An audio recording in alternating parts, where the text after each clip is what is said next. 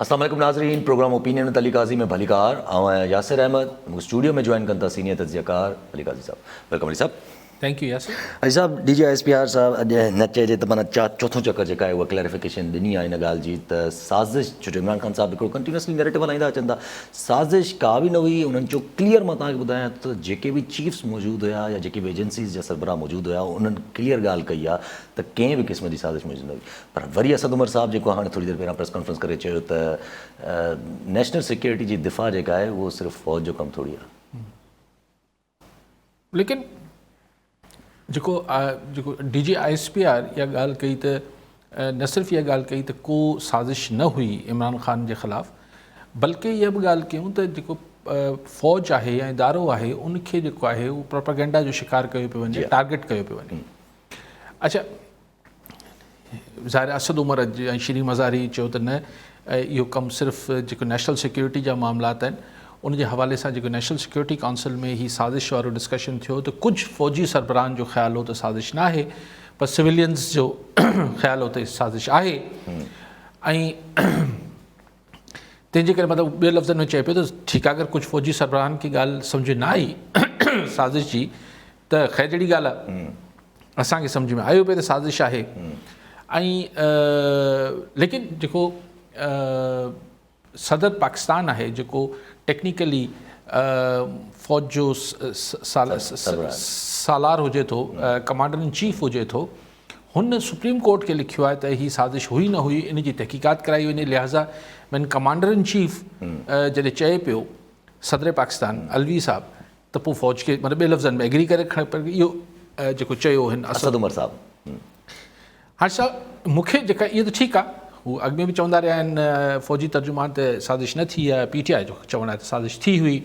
Supreme court खे लिखियो वियो आहे, पर सुप्रीम कोर्ट ज़रूरी त न आहे त हर फरमाइश ते जेको आहे इंक्वायरी शुरू करे छॾे, उहो सुप्रीम कोर्ट जो इस्तेकाक आहे.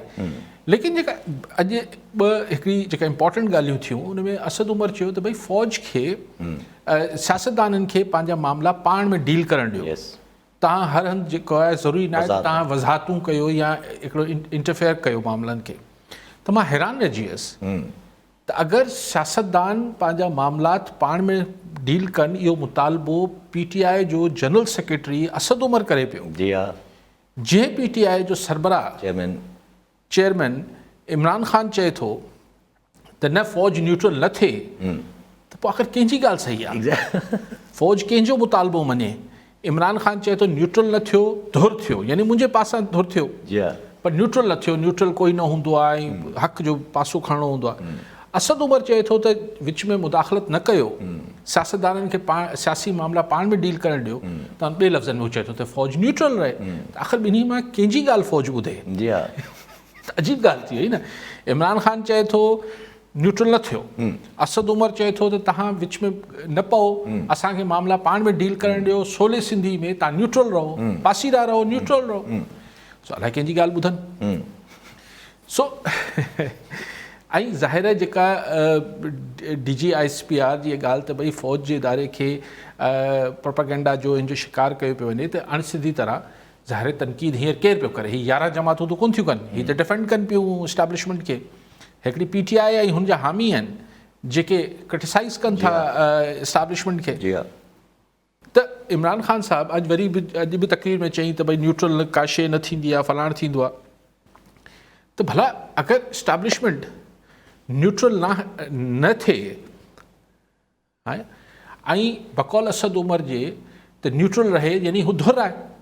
इस्टेब्लिशमेंट हींअर ॿिए कंहिंजी धुर थी थिए, यानी हुकूमत वक़्त जी, शहबाज़ हुकूमत ऐं 11 जमातनि जी असद उमर चवाणी त इस्टेब्लिशमेंट हुनजी धुर थिए पई. त चलो पोइ ॿिन्ही जो कमु थी वियो. इमरान ख़ान बि चए थो न्यूट्रल न रहियो, चलो धुर थी वई. हाणे इस्टेब्लिशमेंट धुर थी वई आहे हुन सां, शहबाज़ शरीफ़ सां. भई न्यूट्रल त न रही न, चए थो न्यूट्रल रुॻो जानवर हूंदा आहिनि. ठीकु आहे बाबा, न्यूट्रल न रही, हाणे हू इस्टेब्लिशमेंट जेको आहे शहबाज़ सरकार खे सपोर्ट पई करे. सो हीअ बयानिया जेके हुजनि था हिननि खे थोरो सोचे सम्झे ठाहिणु खपे. ऐं ख़ासि तरह इमरान ख़ान साहिबु जेको रिटोरिक हिकिड़ो वर्जा करे थो, एतिरो वर्जा करे थो, त पोइ हुनखे अहिड़ी शयुनि जो वर्जा करणु खपे जेको पोइ जटादार बि थियनि न. हींअर ज़ाहिर आहे असांजी इस्टेब्लिशमेंट प्रेज़िडेंट गवर्नमेंट खे मतिलबु हाणे भले न्यूट्रल या छा बि चओ, लेकिन सिधो सिधो झुकाव हुन पासे आहे न, एटलीस्ट जेको लीडरशिप जो झुकाव आहे, छाकाणि त इमरान ख़ान ऐं PTI जंहिं नमूने सां एस्टेब्लिशमेंट खे तनक़ीद जो निशानो बणाइनि पिया, त ज़ाहिर अॻियां बि हू को भित त न आहे न एस्टेब्लिशमेंट, हू इंसान आहिनि, ज़ाहिर उन ॻाल्हि न वणंदी हूंदी। सो हाणे अगरि हू धुर थियनि पिया सरकार सां गॾु, त इमरान ख़ान जो मुतालबो पूरो थी वियो त हू न्यूट्रल न रहिया आहिनि, पर असद उमर चए थो वरी न्यूट्रल थियो। सो अजीब ॻाल्हि। जी हा। अच्छा, पर पोइ इहो अटैक केतिरो सही साबित थींदो? असद उमर साहिबु चवनि था त दिफ़ा जेको आहे उहो नेशनल सिक्योरिटी जो असांजी इहा ॻाल्हि असां नंढे हूंदे खां ॿुधो आहे त बाबा असां इहे जेको नेशनल सिक्योरिटी आहे, क़ौमी सलामती जेको आहे, हू मतिलबु टोटल डोमेन जेको आहे उहो असांजी इस्टेब्लिशमेंट जो रहियो आहे। हर शइ असांजी इस्टेब्लिशमेंट जॾहिं मार्शल लॉ बि लॻाईंदी रही आहे, जेको बि कंदी रही आहे, माण्हू खमजंदा वेंदा आहिनि, हीअ जेको थींदो under the pretext of national security, त उहो हमेशह उन जवाज़ ॿुधायो वेंदो आहे त हीअ नेशनल सिक्योरिटी आहे। नेशनल सिक्योरिटी जेको आहे उन ते कॉम्प्रोमाइज़ न थींदो, ऐं नेशनल सिक्योरिटी जेका आहे उहो टोटल डोमेन आहे असांजी इस्टेब्लिशमेंट जो। पर असद उमर चए थो असां हिन में भाङेवार आहियूं, इलेक्टेड लीडरशिप जेका आहे उहा वधीक इम्पोर्टेंस आहे हिन ॻाल्हि।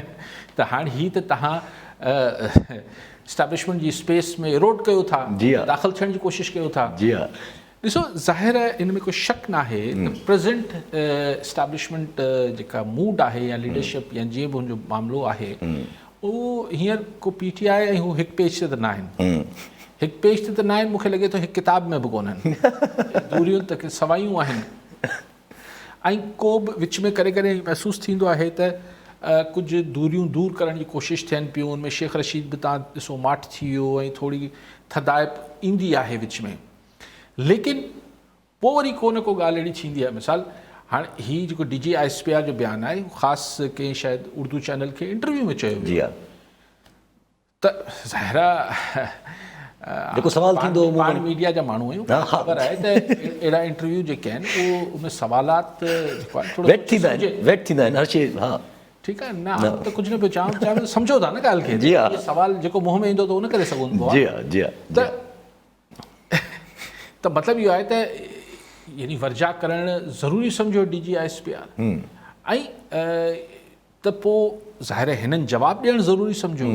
त माना हिकु दफ़ो वरी PTI इस्टेब्लिशमेंट में ॾे जवाबु वठि जवाबु जेको आहे उहो पाण खे थींदे नज़र आयो। ज़ाहिर PTI हिकिड़ी सियासी सिविलियन फोर्स आहे, इस्टेब्लिशमेंट हिकिड़ो बहरहाल हिकिड़ो मरबूत हिकिड़ो ऑर्गनाइज़ हिकिड़ो हुन इंस्टीट्यूशन आहे। त ज़ाहिर ही शयूं पोइ डीप डाउन को हुननि लाइ को इस्टेब्लिशमेंट सां चइबो आहे हिननि सां ॻाल्हि वणंदी न हूंदी, त ईअं असांखे तव्हां वेही जेको असां त ॻाल्हायो, पर तव्हां ईअं ॻाल्हाईंदो छा असां लाइ? असां भले ॻाल्हायूं, तव्हां कीअं था ॻाल्हायो ईअं? ज़ाहिर ईअं रहियो आहे असांजे मुल्क में। सो उन हवाले सां ही हिकिड़ी जेका ख़ालिश या दूरियूं आहिनि PTI ऐं हाणोकी इस्टेब्लिशमेंट में, ऐं हाणोकी लफ़्ज़ इन करे इस्तेमालु कयां थो, ॾिसो इस्टेब्लिशमेंट त सदाईं रही आहे, लेकिन ऑफकोर्स जीअं इंडिविजुअल्स या लीडरशिप चेंज थींदी आहे इदारनि जी, त इदारनि जी पॉलिसीज़ ऐं पसंदि नापसंदि बि चेंज थींदी आहे। इहो पाण थींदे ॾिठो आहे। हीउ सिर्फ़ु पहिरियों मौक़ो आहे जंहिंमें बाजवा साहिबु हिकिड़े ई टेन्योर में हिकिड़े ई चीफ जी मौजूदगी में पाण ॾिठो त नवाज़ शरीफ़ ऐं पीपल्स पार्टी वारा नाराज़ बि थिया ऐं राज़ी बि थी विया। जी हा। ऐं जेको राज़ी हो नाराज़ थी वियो। इहो सिर्फ़ु पहिरियों दफ़ो आहे, न त मुशर्रफ हो, हू नवाज़ शरीफ़ सां जेसिताईं रहियो इक़्तिदार में, हू एंटी नवाज़ शरीफ़ हो ऐं नवाज़ शरीफ़ हुनजे ख़िलाफ़ु हो। ज़ियाउल हक़ हो त एंटी पीपल्स पार्टी हो, पोइ जेसिताईं ज़ियाउल हक़ रहियो इस्टेब्लिशमेंट एंटी पीपल्स पार्टी रही, पर जीअं ज़ियाउल हक़ हलियो वियो त इस्टेब्लिशमेंट सां हिकिड़ो पीपल्स पार्टी जी हिकिड़ी वर्किंग इक्वेशन ठही वई। नवाज़ शरीफ़ जी वरी मुशर्रफ खां पोइ इस्टेब्लिशमेंट वर्किंग इक्वेशन ठही वई। पर हीउ पहिरियों मौक़ो आहे त चीफ साॻियो आहे, पर हू लाइक्स डिसलाइक्स चेंज बदिलजी विया आहिनि। अच्छा, हिते आख़िरी अगरि नंढड़ी ॻाल्हि पोइ अॻिते हलूं था पिया, त इमरान ख़ान साहिबु जेको आहे उहो पंहिंजो कंटिन्यूस नैरेटिव बि बयानु कयूं वेठा आहिनि। हाणे फुल ऑन हाणे जहिड़े नमूने सां असद उमर साहिब जी प्रेस कॉन्फ्रेंस कई आहे, क्लियर आहे इंडिकेशन आहे त भई तव्हांजी तरफ़ बि हाणे जेको आहे असां अहिड़े नमूने ई हूंदा जीअं सियासी पार्टियुनि जी तरफ़ हूंदा आहियूं। त वरी पर इमरान ख़ान साहिबु उहा ॻाल्हि त कनि था पिया, PTI बि करे थी पई असां सियासी मसइलनि खे पाण हैंडल कयूं, पर वरी कंहिं इदारे जे मथां रिलाए कनि था पिया। त किथां पुश मिली वञे सुप्रीम कोर्ट जो जेको इंतज़ारु आहे, ॾिसो सुप्रीम कोर्ट जो इंतज़ारु त किथां लॉन्चिंग पैड मिली वञे? न, इहो हिकिड़ो बहानो आहे। माना इमरान ख़ान साहिबु छा तवक़ा करे पियो त अदालत, हूअं त अदालत सॻोरे जी मर्ज़ी आहे, इस्तेकाक आहे, लेकिन कॉमन सेंस जी ॻाल्हि आहे न। त छा उमेद लॻाए वेठो आहे इमरान ख़ान त सुप्रीम कोर्ट चवंदी अच्छा हिननि खे इजाज़त ॾियो त ही डी चौक ते अची धरणो हणी वेही रहनि, मुल्क जो कमकार वहिंवार मुतासिर थी वञे, इजाज़त ॾियो, छाकाणि त फ्रीडम ऑफ एक्सप्रेशन आहे, कोन मिलंदी न इजाज़त। या सुप्रीम कोर्ट अदालत सॻोरे जी मर्ज़ी आहे, पर कॉमन सेंस छा थो चए? जी हा, वधि में वधि इमरान ख़ान खे कंहिं इस्लामाबाद जे कुंड कोर्च में किथे को जलसे जी इजाज़त मिलंदी। सो ही हाणे इमरान ख़ान सम्झे थो त हू पंहिंजी अवामी हिमायत सां सरकारी फोर्सिस, स्पेशली जॾहिं राणा सनाउल्ला खे पोयां खां बि ग़ैबी मदद बि हासिलु थी वई हुजे, त इमरान ख़ान ताक़त जे ज़ोर ते, पंहिंजे बल ते, जंहिंखे चइबो आहे पंहिंजे ज़ोर ते डी चौक ते नथो वञी सघे। हाणे हिकिड़ो बहानो आहे, अदालत जॾहिं असां अदालत ॾे ॾिसूं पिया रुजू कंदा, हाणे जॾहिं अदालत बाक़ी पिया ॻाल्हाईंदा रहा। इहो बहानो आहे। कॉलर सां गॾु मीर ख़ातिम रज़ा टालपुर पीरगोट मां। जी टालपुर साहब, छा चवणु चाहींदा? अस्सलाम वालेकुम। अर्ज़ु इहो आहे त साईं, पंहिंजो लॻे जेको सिनियारो पियो सॼो मुल्क जो हिकु त कियास पैदा कयो वियो आहे वॾे पैमाने ते, जंहिंमें हिकु त अवाम तमामु अंडर प्रेशर आहे, जेको आहे सो अवाम खे सम्झ में नथी अचे त हालात पोज़ीशनूं ऐं पंहिंजो काॾे थी वञनि या छा थियणो आहे असां सां, कंहिंखे काई ख़बर कोन्हे का, न इदारनि खे ख़बर आहे न अवाम खे ख़बर आहे। असेंबलियुनि खे एतिरो गंदो कयो पियो वञे जंहिंजो को हिसाबु कोन्हे, असेंबली मेंबरनि खे एतिरो गंदो कयो पियो वञे जंहिंजो को हिसाबु कोन्हे को भई। सभ खां वॾी पार्टी जेका आहे उहा क़ौमी असेंबलीअ खां ॿाहिरि आहे, पंहिंजी मर्ज़ीअ सां जंहिंखे जाथो अचे थो, जहिड़ो वणे थो कानून पास थो करे, 4 ॼणा वेठा आहिनि, 24 ॼणा वेठा आहिनि, कमु कयूं था वञनि। अॼु पंजाब असेंबलीअ जो इजलास जेको आहे सो उहो ऐवान इक़बाल में थियो आहे, वञी जेको आहे साईं पंहिंजो असेंबली हले थी पई, इजलास हले थो पियो, स्पीकर वेठो आहे, उहो ॾेई छुटो, उनजा सॼा इख़्तियारात ख़तमु न रहा, तव्हां हेॾे अची जेको आहे सो पंहिंजो कमु कयो। हाणे माना हिकिड़ी सूबाई असेंबली वारा इजलास जेको आहे सो उहो वञी माना डिस्ट्रिक्ट काउंसिल में वञी इजलास थींदा, त लॻे ईअं थो त सिस्टम खे सफ़ा बाक़ाइदे डीरेल कयो पियो वञे, त कंहिं वॾे तरीक़े सां जेको आहे ख़तमु कयो पियो वञे, त जीअं इहे असेंबलियुनि मां माण्हू बिल्कुलु बेसफ़ा हिकिड़ी उमेद ई लाहे छॾनि।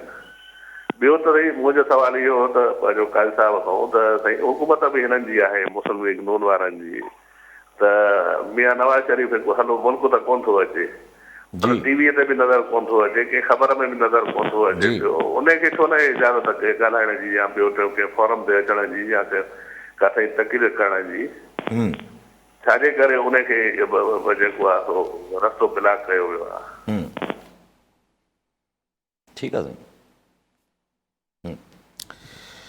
साईं, जेका पहिरीं तव्हां ॻाल्हि कई त इदारनि जी छा सूरतहाल आहे, मुल्क में हिकिड़ी क्योस आहे, हिकिड़ी बेयकीनी आहे, उहो आहे न, अदम यानी हिकिड़ी बेयकीनी अनसर्टेनिटी जो एलिमेंट त हले पियो न, हुनमें महांगाई आहे, हुनमें पोइ जेके ही इदारनि जी जेके असांजा सिविलियन इदारा आहिनि, पार्लियामेंट, सुप्रीम पार्लियामेंट, फलाण ढिमकाण, उनजी हालति इहा आहे त सरकारी बेंचनि तां अॼु उथी करे ख़ुर्शीद शाह चए पियो त भई अहिड़ी तव्हां पार्लियामेंट जी बेतोकेरी ऐं बेइज़ती कयो पिया त ही कीअं पार्लियामेंट हलंदी। पाण ख़ुर्शीद शाह चए पियो, चए थो मूंखे मजबूर न कयो, ऐं कोरम जी निशानदेही कयां, ऐं वज़ीर आज़म किथे आहे, मुफ्ता इस्माइल किथे आहे, इहे पार्लियामेंट खे जेको आहे, छाकाणि त असांजी पार्लियामेंट छा आहे, हुनमें कंहिंखे इंट्रस्ट रहियो आहे, इन त ॻाल्हाइण चाहियो तव्हां कॉलर हिते ॻाल्हायां थो तफ़सील सां। डॉक्टर DH राठी हैदराबाद मां। जी डॉक्टर साहब, छा चवणु चाहींदा? अली काज़ी साहब सलाम वालेकुम। मूं प्रोग्राम तव्हांजो कल्ह को अॼु रिपीट थियल ॾिठो, ई बजट ऐं मुलाज़मनि जे मसइलनि ते तव्हांखे कुझु ग़लति इंफॉर्मेशन जेका जीअं जनरली TV चैनल्स खे ॿुधाई वई गवर्नमेंट तरफ़ां। हाणे मूं वटि त सभु लेटर नोटिफिकेशन बजटूं ॿियनि जो उहे आहिनि।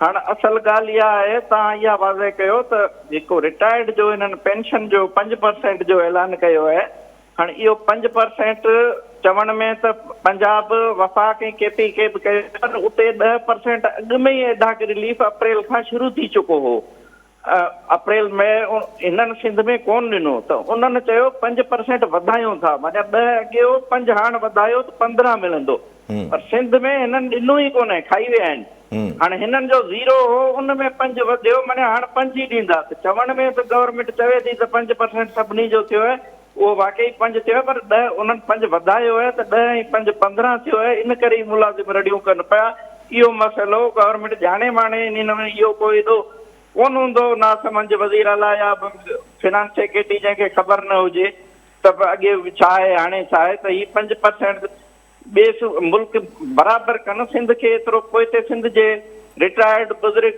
पेंशनरनि खे जिन जो एतिरो छो था उन्हनि सां वेसाघाती कनि ऐं ग़लति प्रोपेगेंडा टीवीनि ते वग़ैरह कनि था ऐं ॿियो वरी पघार जे बारे में पघार में हिननि चयो त 15% जेको आहे इहो ॾियूं था त उहो त 15% ॿिया सूबा ॾियनि था पर गॾोगॾु ॿियनि जो डिस्पेरिटी अलाउंस फरवरी खां जेको मार्च में मिलणु शुरू थियो उहो 15% हो वफ़ाक में KPK में पंजाब में पर सिंध में उहो बि इन्हनि कोन ॾिनो हो इन्हनि इशू न कयो तंहिंजे करे हिते टोटल 15% हाणे हीअ चवंदा डिस्पेरिटी ॾींदासूं पर उनजो मुक़ररु तइदाद न ॿुधायो आहे कल्ह तव्हांजी तकरीर इन में डिस्कशन में तव्हां चयो पिया 30% पर इहो 30% बेसिक पे ते कोन कयो आहे हिन जी वर्डिंग पढ़ो जे WhatsApp नंबर जे तव्हांखे बजट जी कापी जो उहो पेज मोकिले ॾियां बजट बुक जो मूं वटि पियो आहे त इहो 30% गज़ेटेड लाइ नॉन गज़ेटेड लाइ 30% जेको कयो आहे इहो पुराणा एडाक रिलीफ उन्हनि जो चयो आहे डिफरेंशियल रेट उन जो 30% ऐं 30% माना इहो 67% वञी बीहंदो त इहा शइ ॿी आहे वफ़ाक पंजाब वारनि जी ॿी आहे उन्हनि खे सिधो उन्हनि फॉलो करे अंग चिटो ॿुधायो आहे हिते सिंध वारा चिटो छो नथा चवनि त मुलाज़िमनि जी पघार केतिरा % वधाईंदा माने 15% त हींअर ई एडाक रिलीफ ॾींदा प्लस इहो केतिरा % आहे त टोटल मिलाए ॿियनि सूबनि में 30% थिए थी पंजाब में 30 आहे पर KPK त पाण 80% कई आहे टोटल मिलाए त इहो महिरबानी करे वाज़े कयो ठीकु आहे जी डॉक्टर राठी साहब बिल्कुलु सही बजट मूं ग़लति कयो छाकाणि त ओॾीमहिल पंहिंजो 7 शो शुरू थिए थो बजट हुनमहिल ख़तमु थियो त उन महिल ताईं जेतिरी ॻाल्हि सम्झि आई पई बिल्कुलु सही डॉक्टर राठी साहब चवनि पिया ग़लति आहियूं त ग़लति आहियूं इन में को वॾी ॻाल्हि न मतिलबु इंसान आहियूं उन महिल तकड़ में जेका ॻाल्हि हुननि ऐलान कई ही सरकार ऐं असां जेको सम्झी सघियासीं उहो इहो ई हो त 30% न आहे ही इज़ राइट जेको 15% ई सिर्फ़ु सरकारी मुलाज़िमनि जी पघारूं वधियूं आहिनि ऐं हू जेको अलाउंसिस आहिनि हुननि खे गॾाए करे हू हिकिड़ी टेक्निकल शइ थियल आहे माना माण्हुनि जी यदि सोली सिंधी में सरकारी मुलाज़िमनि जी इनकम ते 15% जो इम्पैक्ट ईंदो वधीक न ईंदो आई स्टैंड करेक्टेड बिल्कुलु डॉक्टर साहब तव्हां सही था चओ मूंखे न पेज मोकिलियो मूं अॼु सुबुह जो ॾिसी वरितो आहियां तइ करे वठोसि था जाऊं ॻाल्हाईंदसि हिन ते पर वज़ाहत कंदसि सुठो थियो तव्हां करे छॾी वधीक तव्हां टेक्निकली हुनखे एक्सप्लेन कयो ऐं हू ॻाल्हि बि तव्हां डॉक्टर साहब सही थो करे त जेको ॿियनि सूबनि में 10% शहबाज शरीफ़ ईंदे शर्त वधायो फेडरल मुलाज़िमनि जो बि पाण ईंदे शर्त अनाउंस कयो हुई ऐं 5% हाणे थियो त माना टोटल ॿियनि सूबनि में वफ़ाक में 15% पेंशन वधी आहे सिंध में सिर्फ़ु 5% आहे सो सिंध जे माण्हुनि सां ऐं हीअ जेको पघारनि में बि हुते जेको अलाउंसिस ऐं हुन मद में वधीक इंक्रीमेंट ईंदी सिंध जे मुलाज़िमनि खे सिर्फ़ु 5% पेंशनर्स खे मिलंदो ऐं 15% मिलंदो थैंक यू डॉक्टर साहब आई स्टैंड करेक्टेड ऐं बिल्कुलु तव्हां सही था चओ अच्छा पाण वापसि ॻाल्हायूं ॾिसो जेको इदारनि सां पॉलिटिकल इदारनि सां मां जेके हिकिड़ी तव्हांखे ॻाल्हि कंदुसि त हिन सिस्टम में हीअ जेको 11 जमाती सिस्टम आहे ऐं इस्टाब्लिशमेंट ऐं सभु जेको सिस्टम हींअर इक़्तिदारी ढांचो आहे हिन जी पंहिंजी फॉल्ट लाइन्स आहिनि हाणे क़ौमी असेंबली में अगरि हिकिड़ो रबर स्टैम्प क़िस्म जी अपोज़िशन हूंदी त हीअ ख़ुदि फॉल्ट लाइन आहे न जी हा तमामु वॾी त हुन पार्लियामेंट में कंहिंखे दिलचस्पी वन साइडेड लेजिस्लेशन थींदी को जेको हिकिड़ो रूह हूंदी आहे स्पिरिट ऑफ द पार्लियामेंट हूंदी आहे उहा नथी हली सघे त हाणे ख़ुर्शीद शाह खे हीअ अपोज़िशन जो रोल बि प्ले करिणो पए पियो जेको ट्रेजरी बेंचिस ते वेठल आहे जी हा अच्छा ॿियो हिन में जेको ज़ाहिर मेंबरनि जी कहिड़ी दिलचस्पी हिन पार्लियामेंट में छा थियणो आहे मिनिस्टरनि खे बि मुफ्ता इस्माइल खे हींअर IMF खे ॾिसे ऐं पार्लियामेंट खे ॾिसे पार्लियामेंट सो को क़दुरु मंज़िलत हिन पार्लियामेंट जी न आहे पंजाब असेंबली तमाशो आहे तमाशो आहे उहो बि तमाशो लॻो पियो आहे ऐं हुन में हू थिए पियो बजट अॼु तव्हांजे चीफ मिनिस्टर मुराद अली शाह साहिबु जेका पोस्ट बजट स्पीच कई उन में बि हुननि चयो त भई ठीकु आहे असीं फेडरल गवर्नमेंट सां सहकार कयूं पिया पर हुननि जेको हिन हुकूमत बि यानी शहबाज़ हुकूमत बि सिंध सां रुगो बसि ईअं ठंडा आहिनि थधो छंडो हयो आहे, बाक़ी सिंध खे जेके वादा थियल हुआ उहो वादा पूरा न थिया आहिनि। यानी सिंध जो जेको केस आहे उहो फेडरल गवर्नमेंट यानी शहबाज़ हुकूमत सां हिकिड़ी फॉल्ट लाइन आहे। ये ज़रूरी न आहे त हींअर को ज़िलज़िलो पैदा करे।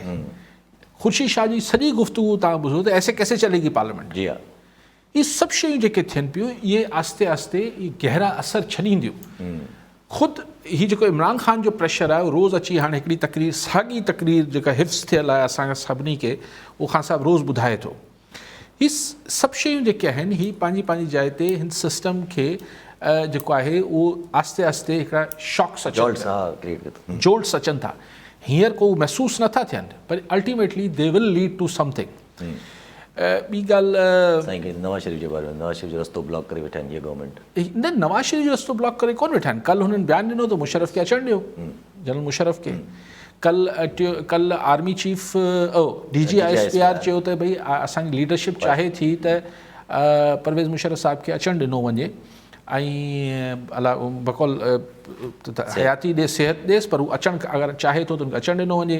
ख्वाजा आसिफ़ ही टियों ॾींहुं बयानु ॾिनो हो त बिल्कुलु असीं न रोकींदासीं। यूसुफ रज़ा गिलानी साहिबु सेनेट यूसुफ रज़ा गिलानी साहिबु सेनेट में चए थो इहे फ़ैसिला असांजा करण जा ई न आहिनि, के ॿिए हंधि ई फ़ैसिला थींदा आहिनि त भई मुशर्रफ ईंदो न ईंदो पाकिस्तान में। सो ऐं हुन चयो नवाज़ शरीफ़ बि चई छॾियो त ॾिसो हाणे हिन जा ॿ पहलू आहिनि, ॿ टे पहलू आहिनि। हिकिड़ो पहलू त ख़ालिस इंसानियत जे नाते ते आहिनि। इंसानियत जे नाते ते ज़ाहिर आहे हिकिड़ो माण्हू ज़ाहिर आहे हाणे जॾहिं DGISPR ॻाल्हि करे पियो त माना हाणे बाक़ी ज़िंदगी मौत अलाह जे हथ में आहे, अलाह सभिनी खे ख़ैरु करे, ऐं कंहिंजो बुरो नथो चाहियां, पर ज़ाहिर मुशर्रफ साहिब जी हाणे तबियत क्रिटिकल आहे। इन जो मतिलबु इहो थियो त हू पंहिंजी आख़िरी आयाम जेके आहिनि, ऐं उहो त अलाह जे हथ में आहे ज़िंदगी मौत, पर ऑब्वियस आहे ज़ाहिर मुशर्रफ साहिब खे बि ॿुधायो वियो, नवाज़ शरीफ़ खे बि ॿुधायो वियो हूंदो त भई हाणे साईं हाणे हिन महिल कहिड़ा लेखा, तुंहिंजो ठीकु आहे अचे हाणे। ऐं जीअं असांजी जेका एस्टाब्लिशमेंट आहे पंहिंजे अॻूणे चीफ सां हिकिड़ी सॉलिडिटी, हिन जो हिकिड़ो पहलू त इंसानियत जे हवाले सां, ॿियो आहे त जेको इंस्टीट्यूशन पंहिंजे अॻूणे चीफ सां, पंहिंजे अॻूणे कमांडर सां, पंहिंजे अॻूणे कॉमरेड सां जीअं हिकिड़ी सॉलिडिटी ऐं ॿधी जो इज़हार करे पई त भई न उनखे अचणु ॾियो, असांजो एक्स चीफ आहे हिते, उनखे इज़त ऐं उन सां अगरि ख़ुदा न ख़ास्ता गुज़ारे वियो त हिते सभु कुझु थींदा, उनजा आख़िरी रसूमात थींदियूं। ॻाल्हि इहा आहे त हिन मां इहे असांजा सिविलियन छो नथा सिखनि त केॾी मुखालफ़त हुजे, पर हू पंहिंजी बिरादरी वारे खां हुनजो साथ ॾियनि था। एस्टाब्लिशमेंट पंहिंजे बिरादरी वारे जो साथ ॾिए थी। असांजे सियासतदान इहो कंदा। इमरान ख़ान ऐं नवाज़ शरीफ़ में 100 सियासी इख़्तिलाफ़ हुजनि, बट हू त पर्सनली हिक ॿिए सां जेको ह्यूमन लेवल ते बि नथा चाहिनि। सी बिरादरियुनि में साफ़ बि आहिनि। हीअ मतिलबु ॻाल्हि इहा आहे त हिकिड़ी सॉलिडिटी त आहे न यार। ॾिसो इहो ई मुशर्रफ साहिबु हो जॾहिं बेगम जॾहिं मियां शरीफ़ वालिद जेको नवाज़ शरीफ़ जो गुज़ारे वियो, उनजी मैयत हिते हुई त ॿिन्ही भाइरनि खे इजाज़त मुशर्रफ न ॾिनी नवाज़ शरीफ़ ऐं शहबाज़ शरीफ़ खे त पाकिस्तान में अची पंहिंजे पीउ जी बरियल में अचनि, छाकाणि जलावतनी हुई, एग्रीमेंट थियल हुआ। इहो ई मुशर्रफ हो जेको जॾहिं बेगम कुलसुम साहिबा, त हिकिड़ी ॻाल्हि इहा आहे त हिकिड़ी ह्यूमन लेवल ते शयूं थियणु खपनि। मूंखे को एतिराज़ु कोन्हे, केरु अचे थो केरु नथो वञे, या पाण एतिराज़ पंहिंजे एतिराज़ सां थींदो बि छा, लेकिन ॻाल्हि इहा आहे त अगरि ही ईअं ई पॉलिटिशियंस खे बि हिक ॿिए जो को अखियुनि में दीद हुजणु खपे। जी हा, जी हा, जी हा। कॉलर सां गॾु पोइ हिते चऊं था वधीक। जावेद मंगरियो कराची मां। जी मंगरियो साहब, छा चवणु चाहींदा? ॻाल्हियूं करणु चाहींदुमि। हिकिड़ो जेको असां वटि जेको बिलव्ड जा प्यार जे सिलसिले में जेके एक्सट्रीम जेके रवैया जेको साम्हूं अचनि था, हिकु त कराची में 2 छोकिरियूं, इहे हिकिड़ो वाज़िब केस साम्हूं आयो आहे त छोकिरी पंजाब में छोकिरे सां जेको शादी करे छॾी आहे, हुन पहिरियों हिकिड़ो वॾो टेस्ट केस आहे इहो। ऐं ॿियो टियों ॾींहुं जेको वाक़ियो थियो जेको आहे त जंहिंमें हिकिड़े पुट जेको पसंदि जी शादी न करण तां पंहिंजे पीउ खे क़तल कयो। ऐं इहे ॾिसो एक्सट्रीम जेको शयूं, त असां वटि ॾिसो हिकिड़ी ह्यूमन नेचर आहे त हुन में हमेशह बिलव्ड जी हिकिड़ी स्लॉट ख़ाली हूंदी आहे। ऐं जंहिं सिस्टम ते असां जेको वेस्टर्न स्टाइल जंहिंसां पंहिंजी एजुकेशन ॾियूं था, जेको मॉडर्न स्कूल्स में कराची या वॾनि शहरनि में, उते ॾिसो ॿार जेको आहे उते नफ़्सियात में असांखे हुनजी यानी वेस्टर्न जेको कल्चर में ॿार जी जेको आहे परवरिश में हुनजी चॉइस खे असां उते अहमियत ॾियनि था। असां वटि ॾिसो चॉइस खे दॿाए थो वञे. असां वटि चवंदा इहा ॿाराणी ॻाल्हि आहे, इन्सिचुएशन आहे, कुझु बि कान्हे, को हरू भरू इहा ॾिसो ॿार खे रिबेल थी करे, ॿार खे जेको आहे नक्शा थी थो रखे, हुनखां बग़ावत ते क़ाइल थी करे. असांखे जेको आहे उन्हनि खे एक्सेप्ट करणो पवंदो. जेकॾहिं तव्हां वेस्टर्न कल्चर खे एडॉप्ट कयो था कंहिं त तंहिं त उनखे वरी उन जूं सभई जूं जेके साइकोलॉजिकल जेके उनजी डिमांड्स आहिनि उन्हनि खे बि एक्सेप्ट करणो पवंदो. ॿार खे रीड करणो पवंदो, ॿार जी पर्सनैलिटी खे सम्झणो पवंदो. हाणे ॾिसो सॼो इहो जेको टेस्ट केस आहे कराची, इहो आहे त सिर्फ़ु ज़िद इहो आहे त तव्हां मुंहिंजी चॉइस खे अहमियत नथा ॾियो. ऐं ओवरऑल ॾिसो असांजे पेरेंट्स थी करे असांखे हाणे पंहिंजो थोरो असांखे रवैयो चेंज करणो पवंदो. ॿी ॻाल्हि जेको आहे लोकल पार्टी जे हवाले सां ॾिसो, असां कोई बि नथो ॻाल्हाए, पर लोकल पार्टीज़ में इहा ॾिसो करप्शन जेका आईंदा अॻिले जेका साल खां पोइ जेका वधी वेंदी, त ॾिसो जेका इन्वेस्टमेंट थिए पई हाणे उहा किरोड़नि में थिए पई. त पहिरियां जेको भोतार तव्हांजो सिर्फ़ु हिकिड़ो MP खाए पियो, जेको आहे हिसोपति खाए पियो, त हाणे हुनजा खोड़ सारा हिसेदार थी वेंदा. इहा करप्शन ॾिसो वधे थी, जेको आहे उन ते असांखे थोरो फोकस करणो पवंदो त केतिरो ख़र्च थिए थो ऐं केरु करे थो. या हिकिड़ो यानी पहिरियां ई असां वटि कमु थिए न पियो, काई बि जेको आहे महांगाई जेको आहे डेली वधंदी वञे पई. त हिकिड़ी जेको आहे लेवल हिकिड़ी हूंदी आहे जॾहिं सब्र जेको आहे बिल्कुलु ख़तमु थी वेंदा माण्हू जो. हाणे आहिस्ते आहिस्ते हुन लेवल ते असां पहुचूं पिया. त भला असां आख़िर भोतारनि खे जेको आहे छो एक्सेप्ट कयूं. हुननि जेको हाणे भोतारनि जेको आहे हिकिड़ी रैलीअ में 4-4, 5-5 गाॾियूं, जंहिंमें हरू भरू जो पेट्रोल जेको आहे, इहे सभु पैसा ॾिसो अॻे पोइ असां में निकिरंदा. जेका हाणे इन्वेस्टमेंट थिए पई इहे अॻे पोइ असां में निकिरंदा. त ॾिसो उहो हिकिड़ो असांखे हाणे इन्हनि खे सोचणो पवंदो. जेको आहे जेके मां पहिरियां बि ॻाल्हियूं करे चुको आहे, असां हाणे जेको आहे हिकिड़ो मुआशिरो ॿिनि हिकिड़ो बिल्कुलु वाज़े सिलाट्स में विरहाइजी चुको आहे. हिकिड़ो रैयत आहे, हिकिड़ो हुकुमरान आहे. त हाणे ॾिसो असांखे उन्हनि हुकुमराननि खे सम्झणो पवंदो त आख़िर असां हिननि खे केतिरी करप्शन कयूं था ऐं हिननि खे असां केतिरो पीढ़ियूं आख़िर ॾिसो जेके. ठीकु आहे साईं, हिकिड़ो त तव्हां चयो त अगरि असीं वेस्टर्नाइज़ थियूं पिया त पोइ असांखे चॉइसिस ॾियणियूं पवंदियूं, चॉइसिस जो एतिराम करणो पवंदो. ऐं त ख़ैर इन में वेस्टर्नाइज़ हुजणु या ईस्टर्न हुजणु जेको मामिलो कोन्हे. ऐं इनखे ॿी नज़र सां सम्झां थो त सम्झां थो त ॿारनि सां कम्युनिकेशन थियणु खपे ऐं ॿारनि सां ॻाल्हि ॿोल थियणु खपे ऐं चॉइसिस अडल्ट जी चॉइस खे एतिराम ॾियणु खपे. हीअ जेको छोकिरा छोकिरियूं कनि था मतिलबु चॉइसिस ॾियणु खपनि न. अगरि हिकिड़े अडल्ट आहे, अगरि बालिग़ आहे, को ॿाराणी न पई थिए, मतिलबु ॿाराणी सां मुराद इहो आहे त देन इट्स हर और हिज चॉइस. असां वटि छोकिरे जी चॉइस खे त अहमियत ॾिजे थी, पर असां वटि छोकिरी जी चॉइस खे स्पेशली जेका फीमेल अडल्ट आहे उनजी चॉइस खे अहमियत नथी ॾिजे. बसि हीअ ॿार आहे, न्याणी ॿार आहे, ॿार न आहे, वॾी थी वई आहे, 18-19 सालनि जी थी वई आहे. So it's a choice. सो लेकिन भर ऐं पोइ अगरि शुरू खां ॿारनि सां माइट न ॻाल्हाईंदा, टैबूस क्रिएट कंदा, न बाबा वॾे जे साम्हूं न ॻाल्हाइणो आहे, हीअ ॻाल्हि त बाबा कीअं पीउ सां कबी, हीअ ॻाल्हि ख़ासि तरह पीअरनि सां, त ॾाॾो आहे, पीउ आहे, चाचो आहे, हिन सां साईं हिन सां कीअं ॻाल्हाइबो. न्याणी ॿार जेको आहे कीअं माउ सां वधी बि. ऐं पोइ मायूं जेके आहिनि उहे दॿाइण में पूरी हुजनि थियूं. आई थिंक ॿारनि खे बदतमीज़ी हिकिड़ी ॿी शइ आहे, लेकिन कम्युनिकेशन ई न हुजे त उहो ग़लति आहे. आई थिंक कम्युनिकेशन थियणु खपे. ॿी ॻाल्हि तव्हां जेके लोकल बॉडीज़, ज़ाहिर आहे लोकल बॉडीज़, पर तव्हां सभु ॻाल्हि कयो था मंगरू साहिबु, पोइ आख़िर में चओ था हुकुमराननि खे सम्झणु खपे. छो सम्झनि? ॾिसो सम्झे उहो जंहिंखे तकलीफ़ थिए पई.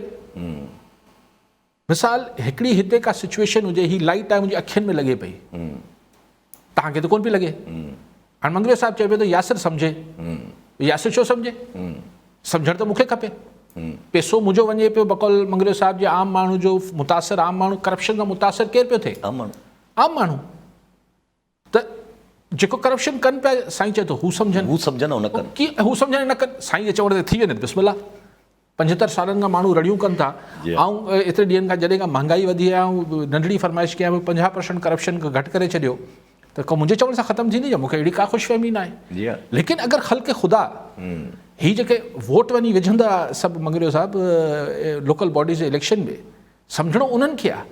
पर हू सम्झंदा छा? हू ॾिसनि था 4-4 गाॾियुनि में जेको तव्हां चओ पिया पेट्रोल भोतार विझराए अचनि पिया, या हुननि जा हाणे नंढेरा वॾेरा हीअ सभु जेके थींदो हू अखियुनि सां ॾिसनि था. पर कुर्सी ते चांहि मिठी चांहि करे प्यार बि बसि उते साईं असांजो कमु काफ़ी आहे. वधि बिरयानी जी प्लेट या 500 रुपया खीसे में, थी वियो कमु थी वियो. या बाबा साईं आहे, लंघी आयो आहे, बसि पोइ ठीकु आहे. पोइ रड़ियूं छा थी कयूं?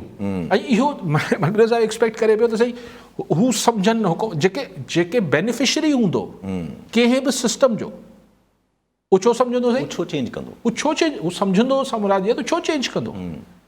हुनजो हुनमें इंट्रस्ट आहे। सो ही आख़िरी ॻाल्हि मंगरे साहिबु थोरो वरी ॿीहर कोशिशि कजो त माण्हुनि खे सम्झाइजे, माण्हू सम्झनि।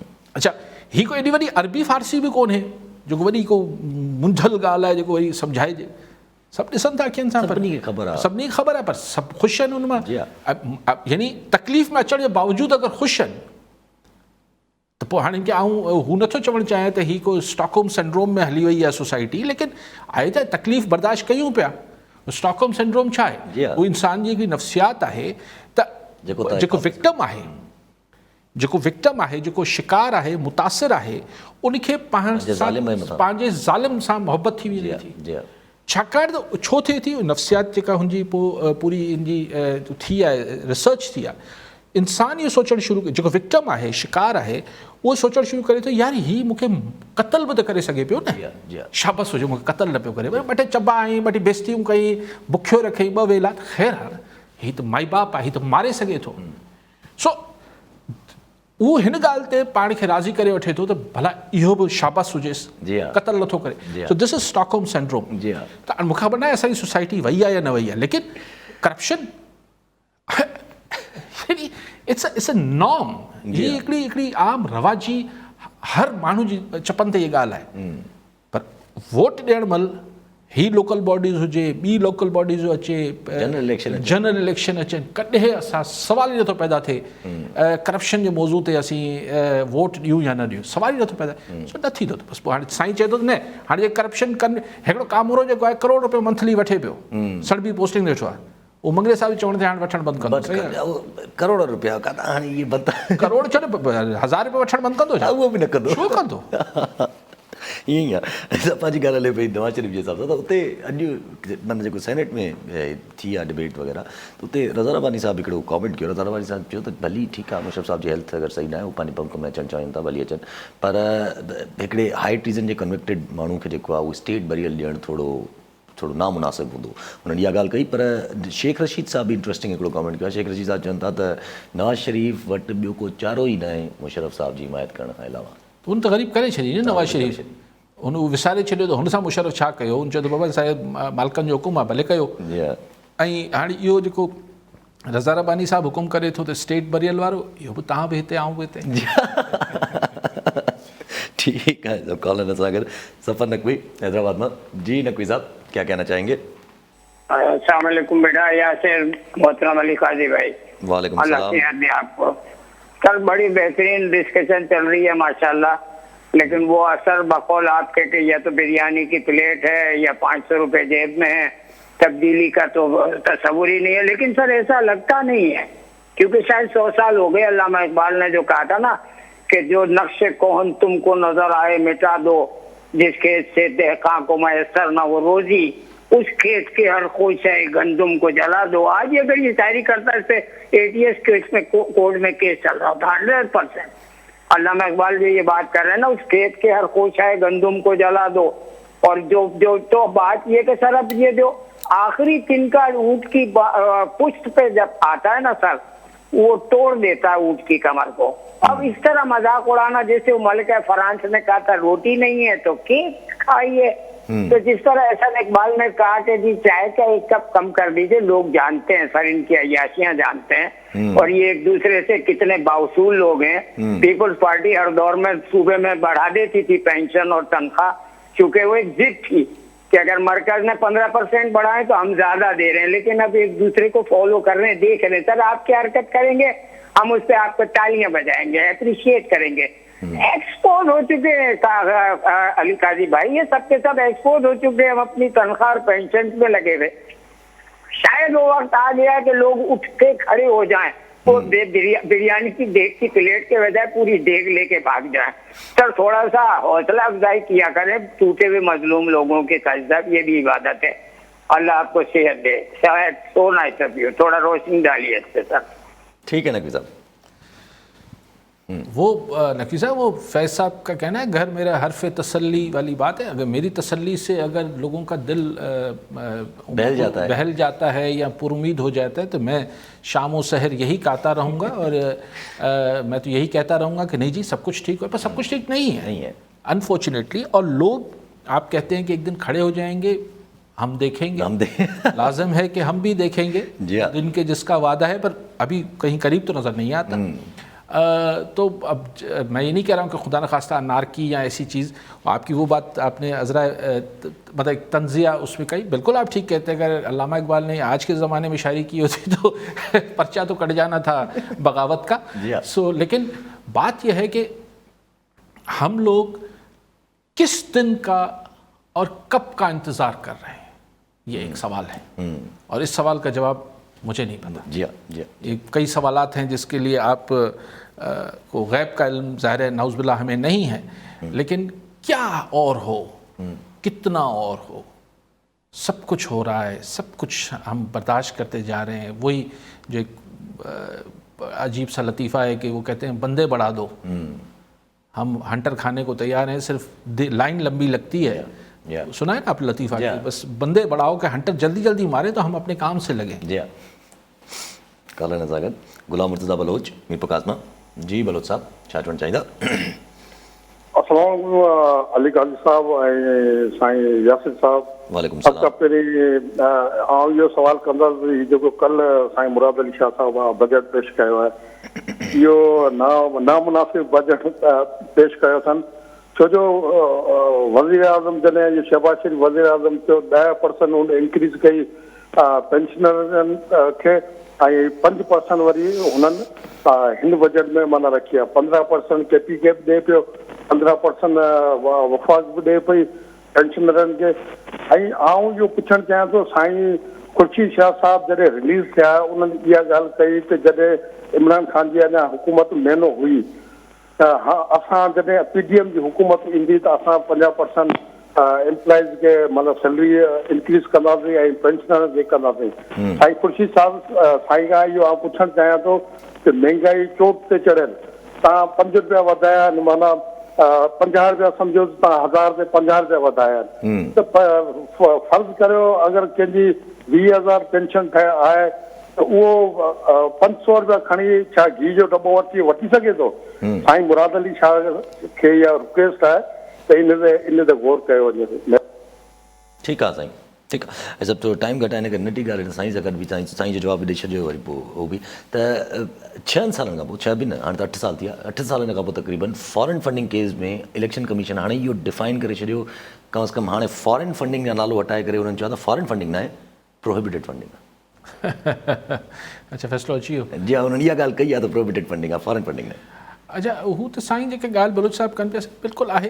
हाणे छा कजे, पोइ त हाणे ज़ाहिर सिंध सरकार वटि बि पैसा कोन्हनि, फेडरल सरकार बि चए थी असां वटि पैसा कोन्हनि, महांगाई आहे. IMF हीउ जेको बजट हींअर आयो आहे हिन में जेके टैक्स रिलीफ ॾिना आहिनि, हीअ ॼाण तव्हां ॿुधंदो त हिकिड़ो मिनी बजट ईंदो. ऐं IMF छाकाणि चए थी न हीअ सभु जेके तव्हां थोरा घणा रिलीफ ॾिना आहिनि टैक्स स्लैब्स जा ऐं सब्सिडीज़, हीअ सभु वापसि वठो. पेट्रोल वधी वेंदो, गैस बिजली सभु शयूं आहिनि. जी हा, जी हा, जी हा. हाणे अगरि चङी ॻाल्हियूं सोचजनि त छा थी सघनि पियूं. हिकिड़ी हुन ते पोइ सुभाणे ॻाल्हाईंदासीं जेके फॉरेन फंडिंग वारो मामिलो आहे. ॾिसो, उमेदु कजे ग्रे लिस्ट मां असीं निकिरी अचूं, ठीकु आहे. उमेदु कजे त IMF सां असीं साइन करे छॾियूं अकॉर्ड. उमेदु कजे चाइना जेको 2.5 अरब चया आहिनि हू मिली वेंदा जल्दी. लेकिन मूंखे इहो सम्झायो त हिन सां तव्हांजी हिकिड़ी आउटलुक त ठीकु थी सघे थी मुल्क जी इकॉनमी जी, लेकिन जेको माण्हू अॼु 30% खां 35% महांगाई में ॿुॾी वियो आहे, उहो कीअं निकिरंदो? छाकाणि तव्हां IMF सां 3 सालनि जा एग्रीमेंट करणु वञो पिया त 3 सालनि ताईं को रिलीफ माण्हुनि खे न ॾींदो. त अहिड़ो छा थींदो जो इहा का को वॾी सीड़प अची वेंदी को? अच्छा, लोकल इन्वेस्टर परेशान आहे, कारोबार बंदि थियण जी ॻाल्हियूं थियनि पियूं. त हीअ जेको 30-35 चलो अलाह कंदो त ग्रे लिस्ट मां निकिरंदासीं, अलाह कंदो त IMF सां एग्रीमेंट थी वेंदो, अलाह कंदो त कुझु 2 अरब डॉलर किथां अची वेंदा, 2 अरब त असांजो डॉलर जेको 206 507 ताईं पहुतो आहे हू हेठि वेंदो. ठीकु आहे, हिकिड़ो सेंटिमेंट ठीकु थींदो. लेकिन आम माण्हू जेको 30-35% जेको वियो आहे हेठि, इमीजिएटली जेको ऐलान थियणु खपे त 50% करप्शन ख़तमु कयो। जी हाँ, हिन खां अलावा ॿियो को चारो न आहे। तकिड़ो रिलीफ ॿियो को आहे ई कोन। जी हाँ, पर उनखे जस्टिफाई कीअं थींदो, इहो कीअं ख़बर पवंदी त ख़तमु थी नथी छा थियो? उहो माण्हुनि खे ख़बर पइजी वेंदी यासिर। उहो हाणे डिघो थी वेंदो। ही जेको के अरविंद केजरीवाल खे चयो त तूं हितां पैसा किथां थो आणी, त मुफ़्त बिजली थो ॾी माण्हुनि खे दिल्ली वारे, चई हुतां हुतां हेतिरी करप्शन थींदी, उहो करप्शन बंदि कई, उहो पैसा ॾियां थो बची पिया मूं वटि, त मूं हिते लॻाए छॾिया। जी ठीकु आहे, वरी महिरबानी साहब। नाज़रीन, अॼु जे प्रोग्राम जो वक़्तु पूरो थियो, वरी मिलां ईंदड़ प्रोग्राम में। दुआ में।